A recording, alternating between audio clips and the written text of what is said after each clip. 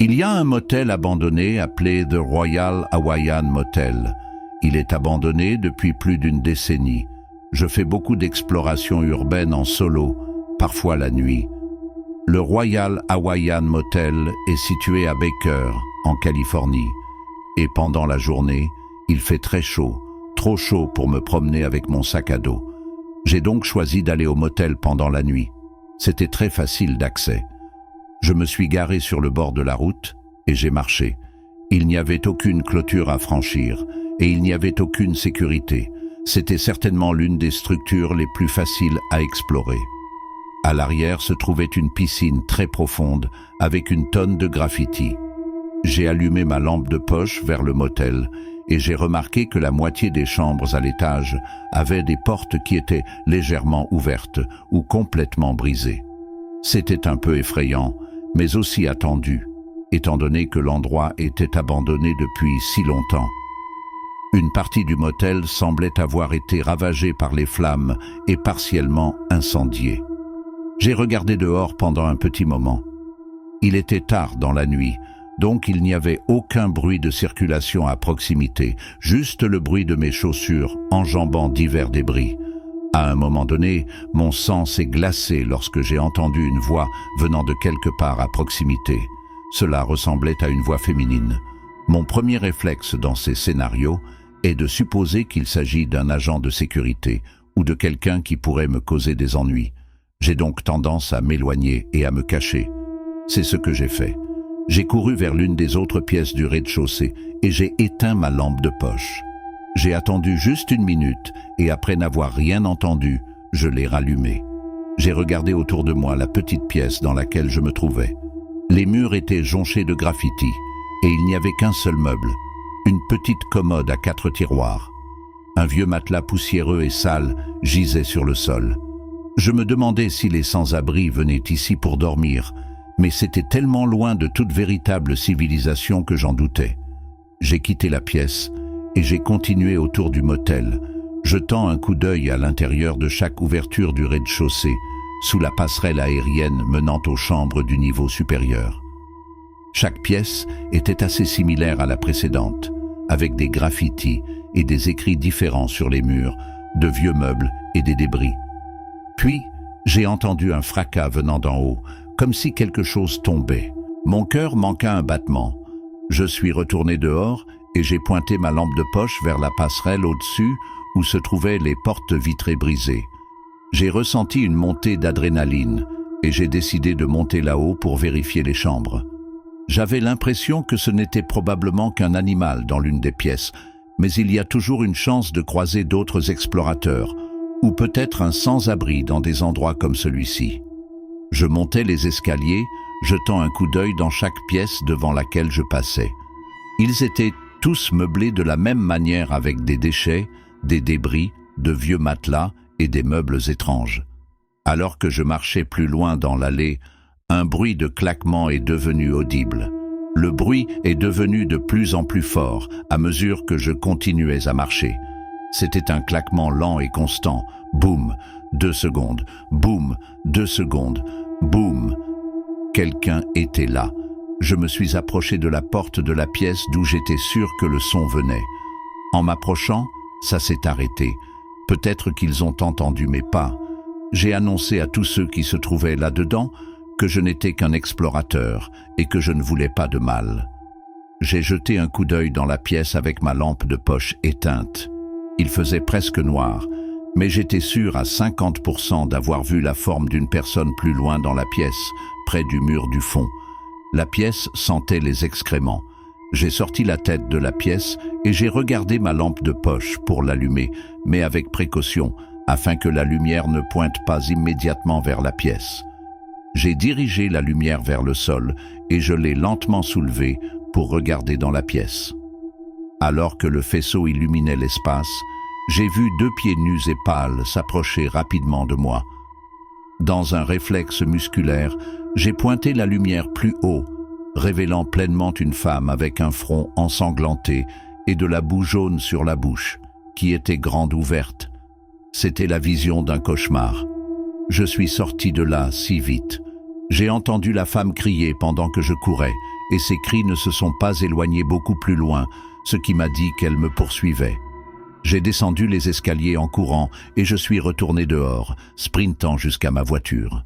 Une fois à l'intérieur en toute sécurité, j'ai appelé mon bon ami Georges, qui s'intéresse également à l'exploration urbaine.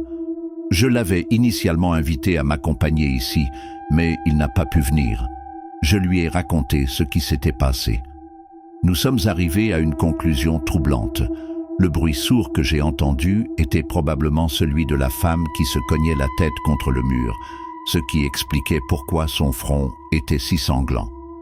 Quand j'ai demandé à Georges si je devais appeler la police, en réfléchissant simplement à voix haute, il m'a conseillé de ne pas le faire, car j'avouerais avoir commis une intrusion. J'ai parcouru le quartier pendant un moment, à la recherche d'un téléphone public pour signaler anonymement la femme dérangée, mais les téléphones publics appartiennent au passé. Finalement, j'ai appelé le numéro non urgent de la police. J'ai signalé la femme, mais j'ai affirmé que quelqu'un d'autre l'avait trouvée.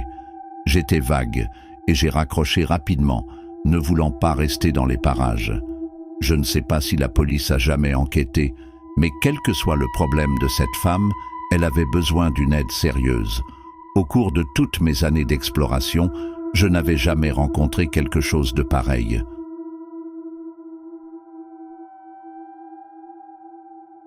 Il y a quelques années, je vivais dans une petite ville. Ma famille a décidé de nous déplacer de 4 heures pour échapper à tout le drame. Pendant que mes parents étaient hors de la ville pour choisir des maisons, j'ai amené mon ami et j'ai appelé mes cousins pour faire un petit road trip. L'endroit où je voulais aller était quasiment interdit, mais nous étions des casse-cous et voulions vivre quelque chose d'effrayant. Nous avons choisi un endroit situé à 2 ou 3 heures, appelé Bryce Hospital. Cet endroit était censé être hanté en raison de son histoire. C'était un établissement psychiatrique où l'on gardait des malades mentaux. Des rumeurs circulaient selon lesquelles certains patients auraient été maltraités et torturés. À mesure que la population diminuait, ils ont fini par fermer leurs portes. Au fil des années, le bâtiment a commencé à pourrir et à succomber à la nature. Nous avons décidé de partir vers 23 heures. Nous pouvions donc y arriver vers 2 heures du matin. Le trajet en voiture était plutôt amusant et nous étions tous très excités de voir ce que nous allions trouver. Nous sommes arrivés vers 2h43 du matin et nous sommes arrêtés au début du chemin de terre qui y menait. Nous sommes restés assis là pendant quelques minutes, réfléchissant à savoir si nous devions vraiment faire cela ou non, car nous avions déjà un mauvais pressentiment. Après 10 minutes passées à contempler la route sombre, nous avons décidé de continuer. Au fur et à mesure que nous avancions sur la route, nous avions l'impression que cela ne finirait jamais. L'herbe était complètement développée et il y avait des branches partout. Il faisait noir et nous pouvions à peine voir la route. Nous sommes finalement arrivés au bâtiment et une fois que nous y sommes parvenus, nous avons tous regardé avec étonnement. C'était énorme. Le toit était pourri et des vignes poussaient partout sur les murs. Au milieu du parking, ou de ce qui était autrefois le parking, se trouvait une vieille fontaine à eau géante, avec des vignes poussant sur les côtés. Il faisait si sombre que nous ne pouvions voir que ce que les phares éclairaient. Nous avons éteint la voiture et sommes sortis. Nous avons commencé à entrer dans le bâtiment, et la première chose que j'ai remarquée, ce sont des pentagrammes répandus sur tous les murs. Nous avons continué à avancer et avons monté les escaliers, ce qui était très difficile, étant donné qu'ils étaient pratiquement inexistants. Nous avons grimpé sur une échelle et sommes arrivés sur ce qui restait du toit. Nous avons regardé autour de nous et avons remarqué une lumière devant le bâtiment. Cela ressemblait à une lumière de téléphone. Nous avons appelé, mais personne n'a répondu et la lumière a disparu aussi vite qu'elle était apparue. Mon cousin nous a dit de le suivre dans une autre pièce pour qu'il puisse s'assurer que nous étions en sécurité, mais j'ai eu un sentiment terrible. Je me suis dirigé vers une autre pièce qui se trouvait juste à côté de celle dans laquelle il se trouvait. J'ai regardé autour de moi et j'ai vu de vieux matelas et d'autres graffitis. J'ai entendu mes cousins parler quand, tout d'un coup, j'ai entendu un faible son. C'était comme si quelqu'un avait jeté une pierre sur la fenêtre de la pièce dans laquelle je me trouvais. Je n'y ai pas pensé et j'ai continué à regarder autour de moi. J'ai retrouvé mes cousins et mes amis. Nous avons décidé d'aller au sous-sol pour le vérifier. Une fois arrivés là-bas, nous avons dû faire une pause, car il était difficile de descendre en bas à cause des escaliers brisés. Nous sommes restés assis là, reprenant notre souffle, jusqu'à ce que nous entendions une voix venant du fond de la pièce. Nous avons tous fait une pause, nous regardant.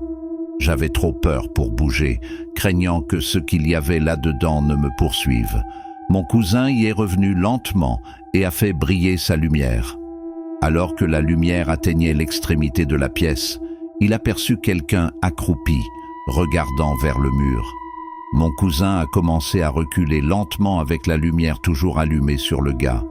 Une fois revenu là où nous étions, il nous a soulevés et a commencé à se retirer.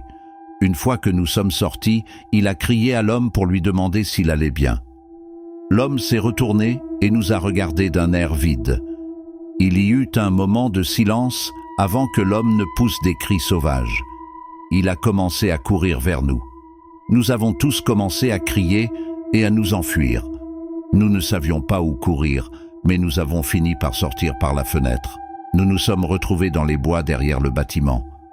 Je me souviens avoir couru et crié parce que j'entendais l'homme juste derrière moi.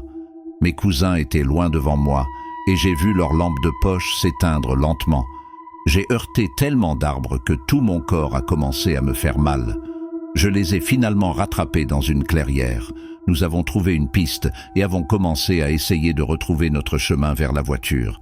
Mais nous avons fini par prendre la mauvaise direction pendant 1 heure et avons décidé de faire demi-tour et d'essayer l'autre direction. Le retour a été épuisant, mais nous avons finalement revu le bâtiment et avons soupiré de soulagement, sachant que nous n'étions pas loin de la voiture. Alors que nous nous approchions de la voiture, nous avons entendu un bruissement dans l'un des buissons près du bâtiment. Et comme avant, une pierre s'est envolée et a frappé mon ami. Nous avons vu l'homme sortir de la brousse et nous avons dû courir vers la voiture. Pendant que nous courions, l'homme se trouvait à une bonne longueur derrière nous, là où nous pouvions ouvrir les portes et les verrouiller. Une fois à bord, nous avons démarré la voiture et quand nous l'avons fait, les phares se sont allumés, seulement pour montrer l'homme qui courait vers nous. Il a commencé à frapper aux fenêtres avec une bouteille en verre. Nous l'avons mis en route et sommes partis de là. Pendant tout le temps où nous rentrions chez nous, nous sommes restés assis en silence. Je pense que nous avons tous ressenti le même sentiment de choc. Mon corps tremblait. Après cette nuit, nous n'avons plus jamais eu d'intérêt pour l'exploration urbaine.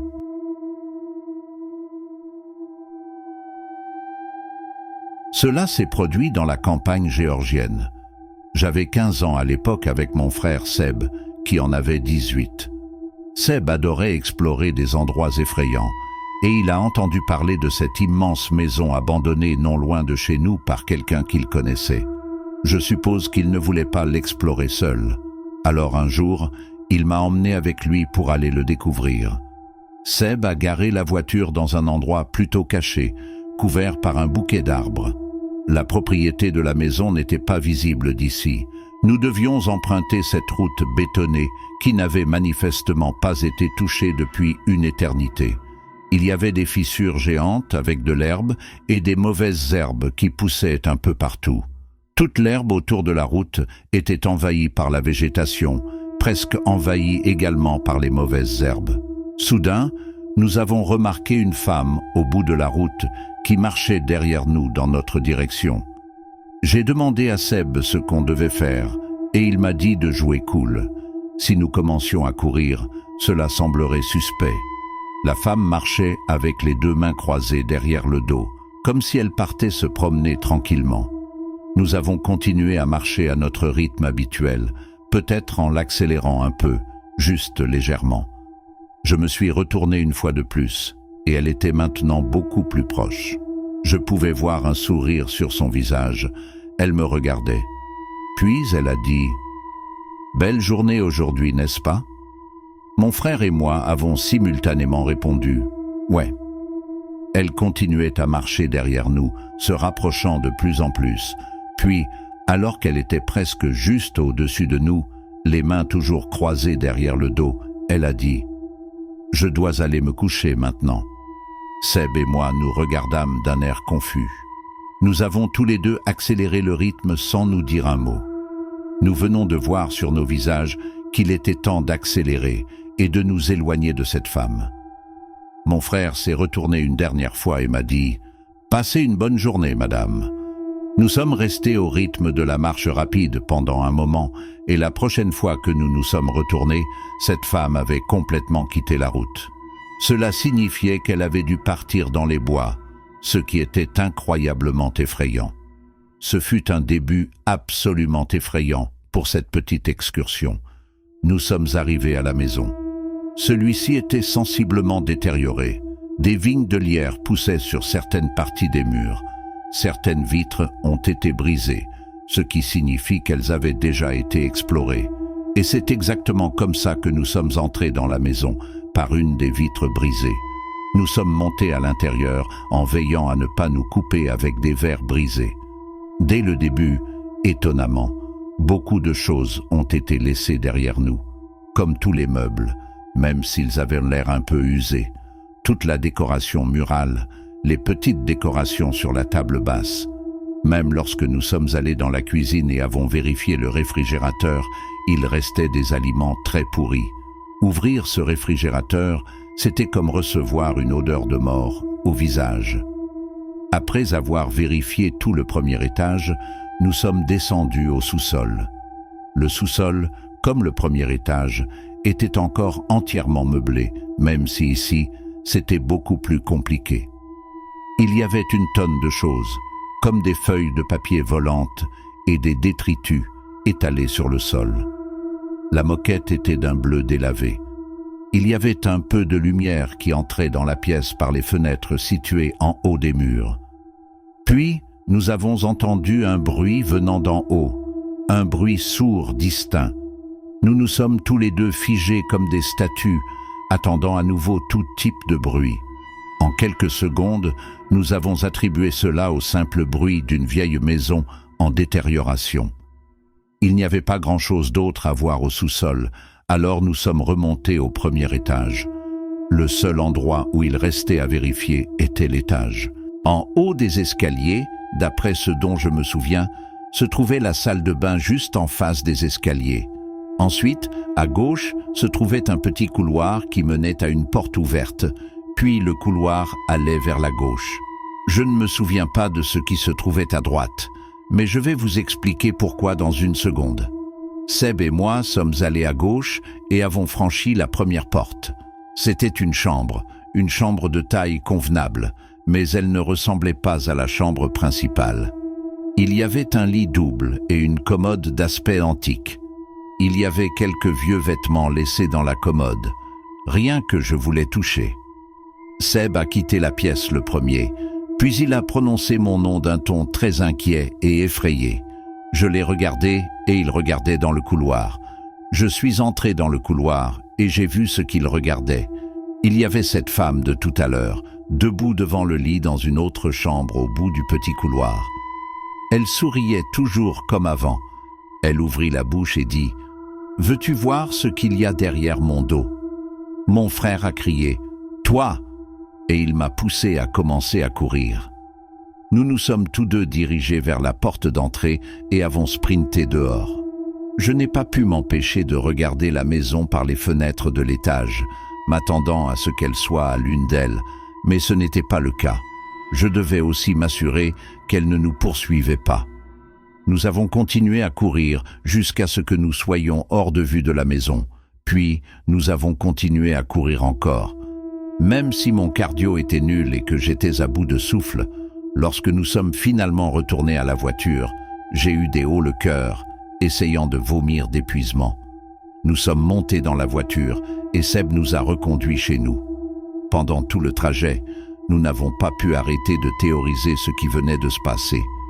Nous avons dit qu'il s'agissait peut-être d'une femme folle, qui n'avait plus pris de médicaments ou qui s'était échappée d'un établissement psychiatrique ou quelque chose du genre. Peut-être qu'elle vivait dans cette maison abandonnée. Mais même en expliquant tout cela, la grande question est, qu'avait-elle derrière son dos et le tenait-elle pendant tout le temps où elle marchait derrière nous? Autant de questions auxquelles on ne répondra jamais.